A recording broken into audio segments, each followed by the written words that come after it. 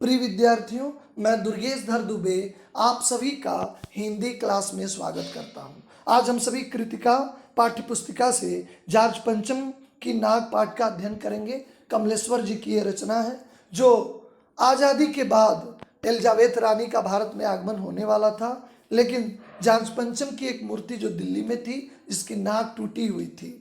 समझिए, वो नाक जॉर्ज पंचम की नहीं, जबकि भारत की प्रतिष्ठा की बात थी। वो नाक लगाने की पूरी कोशिश हमारे व्यवस्था, हमारे आला अफसरों के द्वारा की जा रही थी, लेकिन वह सफल नहीं हो पा रहे थे। उसके संघर्षों पे एक व्यंग ये पूरा पाठ है। आइए पंक्तिबद्ध होकर इस पाठ का अध्ययन करेंगे। तो देखें कि उस समय की बात है, यह बात उस समय की है जब इंग्लैंड की रानी एलिजाबेथ द्वितीय मैं अपने पति के साथ हिंदुस्तान पधारने वाली थी। एक विदेशी दौरा, एक विदेशी किसी शख्सियत का भारत में आगमन होने वाला था। अखबारों में उनके चर्चे हो रहे थे।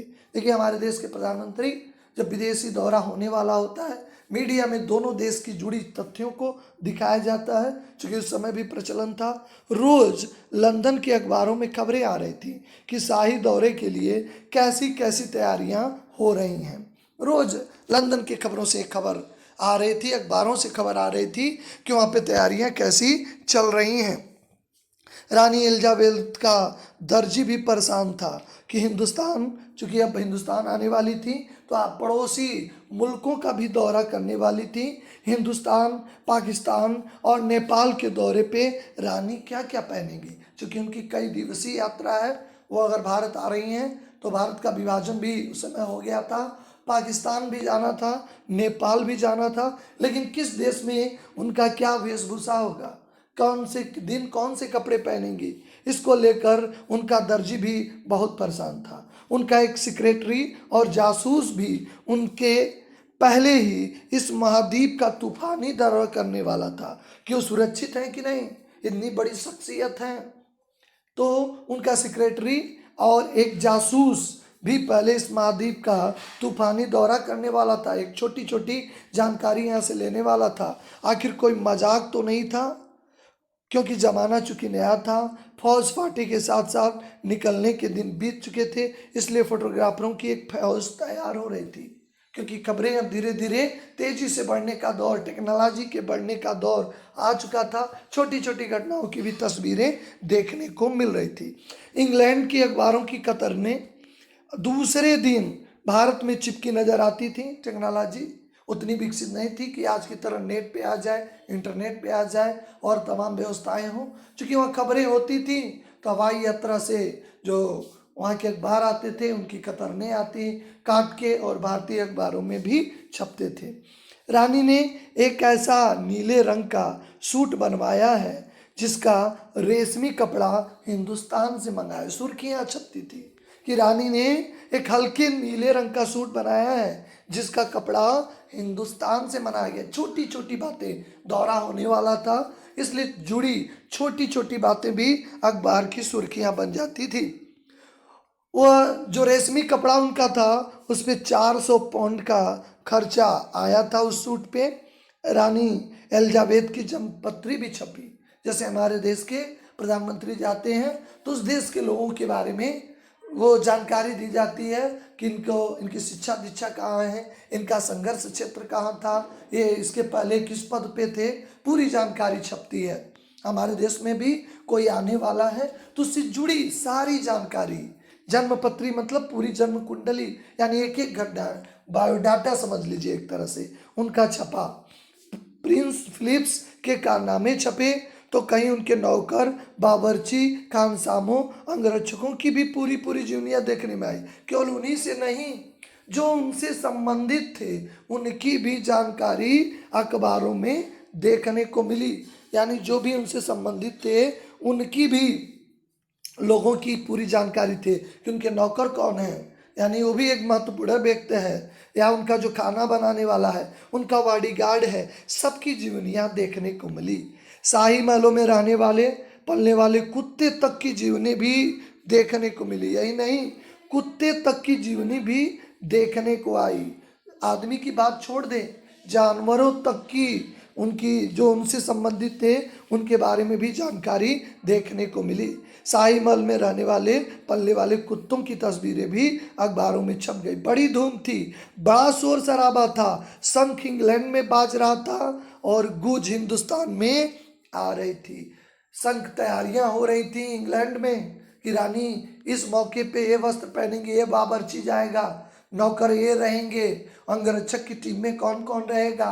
अगर शंख वहाँ बजता था कोई छोटी सी बात होती थी और उसकी ध्वनियाँ भारत तक की 1 दिन बाद 2 दिन बाद वो खबरें आती थी कि रानी के आने की तैयारियां कैसी हो रही थी। इन अखबारों से हिंदुस्तान में सनसनी फैल रही थी। राजधानी में तहलका मचा था। जो रानी 5,000 रुपये का रेशमी सूट पहनकर पालम के हवाई अड्डे पे उतरेंगी, उनके लिए तो कुछ होना ही चाहिए। क्या कुछ, बहुत कुछ होना चाहिए। जिसकी बावर्ची पहले ही महायुद्ध में जान हथेली पे लेकर लड़ चुके हैं, उनकी शान शौकत के क्या कहने। रानी दिल्ली आ रही हैं। रानी की तैयारी हल्के में नहीं होनी चाहिए। जिनके आने के पूर्व इतने अपने देशों में जो बजट पेश हो रहा है उनके लिए अधिक खर्चे हो रहे हैं, तो जहाँ पे पहुँच रही हैं वहाँ का भी दायित्व है, दिल्ली का भी दायित्व है कि उनके सम्मान में कोई चूक न हो जाए।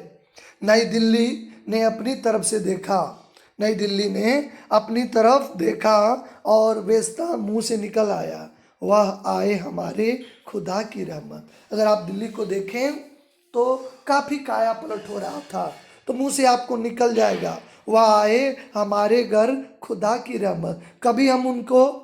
कभी अपने घर को देखते हैं और देखते ही देखते दिल्ली का काया पलट होने लगा। सड़कें दुरुस्त होने लगी, बिल्डिंगें जो आसपास झुग्गी झोपड़ियाँ थीं हटाई जा रही थीं, तैयारी जोरों पे थी। कोई सामान्य शासिका नहीं जो 200 वर्षों का, जब तक हम जो गुलाम थे, हम आज़ादी पा लिए थे, अब हमें भी दिखाना था कि हम अपने ऊपर निर्भर हैं। लेकिन हमारी चीज़ें बदल गई हैं। ये मत सोचें आप कि आप जब के व्यवस्था में हम थे तो चीज़ें बेहतर थी। हम आत्मनिर्भर होके, हम जो अपने ऊपर निर्भर होके चीज़ों को बेहतर बना सकते हैं। और तो करिश्मा यह था कि किसी न किसी से नहीं कहा, किसी ने किसी को देखा न, पर सड़कें जवान हो गई।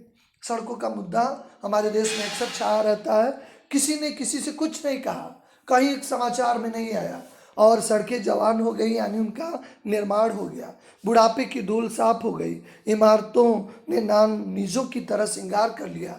जो वहाँ से गुजरने वाली थी उन इमारतों की भी रंगाई पुताई करके जैसे लग रहा था कि वह दुल्हन की तरह श्रृंगार कर ली है, यानी मकानों का भी कायापलट होने लगा। लेकिन बड़ी मुश्किल थी, वह थी जो असली मुद्दा था, जॉर्ज पंचम की नाक। जैसे कहानी का शीर्षक ही है, असली मुद्दा यहीं से शुरू होता है। क्योंकि जिस दौरे पे, जिस रास्ते से गुजरने वाली थी, वहाँ पे स्थित जॉर्ज पंचम की एक मूर्ति थी जिसपे जो नाक गायब था। नई दिल्ली में सब कुछ था और सब कुछ होता जा रहा था, सब कुछ हो जाने की उम्मीद थी, पर जॉर्ज पंचम की नाक सबसे बड़ी मुसीबत थी। दिल्ली में सब कुछ था, सिर्फ नाक ही नहीं थी। सब कुछ था, सारी व्यवस्थाएं फिट हो चुकी थी, लेकिन जॉर्ज पंचम की नाक ही गायब नहीं थी, वहाँ पे दिखाई ही नहीं दे रही थी। अब रानी का दौरा भी होने वाला है और जॉर्ज पंचम की नाक न होना, समझिए भारतीयों की नाक न होना, क्योंकि रानी दौरे पे आ रही हैं और उनके देश से संबंधित किसी व्यक्ति के साथ इस तरह अपमान, शायद रानी को बहुत बुरा लग जाए, वो अपने यात्रा को बुरा समझ लें, अपने यात्रा को असफल समझ लें। इसलिए पूरे हिंदुस्तान की जिम्मेदारी अब बन चुकी थी कि उसे अपनी प्रतिष्ठा पे बचाने के लिए पूरा आला अफसर, जो तंत्र था, जो व्यवस्था था, वह परेशान था। कहते हैं कि इस लंबी नाक की भी, इस नाक की भी एक बड़ी दास्तान थी। लेकिन आगे की चर्चाएं हम नेक्स्ट वीडियो पार्ट में करेंगे, क्योंकि चैप्टर ये थोड़ा लेंदी है, इसलिए हम आगे के भाग में इसका चर्चा करेंगे। आशा है कि आप इसकी थीम समझ गए होंगे कि जॉर्ज पंचम की नाक, जैसा इसका शीर्षक है, रानी का दौरा होने वाला है ब्रिटेन की और नाक गायब है और पूरी व्यवस्था उसमें लगी हुई है। ये कहानी का उद्देश्य है। इन्होंने एक व्यंग किया है कि किस तरह हम अभी भी जो है जिनके गुलाम थे और फिर उन्हीं की खातिरदारी, उन्हीं के जो है संरक्षित चीज़ों के लिए हम परेशान हैं। आगे की चर्चाएं हम फिर नेक्स्ट वीडियो पार्ट में करेंगे। आप सभी का धन्यवाद। हिंदी उत्कर्ष चैनल को आप लाइक और सब्सक्राइब करें ताकि आपको नई वीडियो का अपडेट मिलता रहे और आप अपने ज्ञान का अर्जन करते रहें।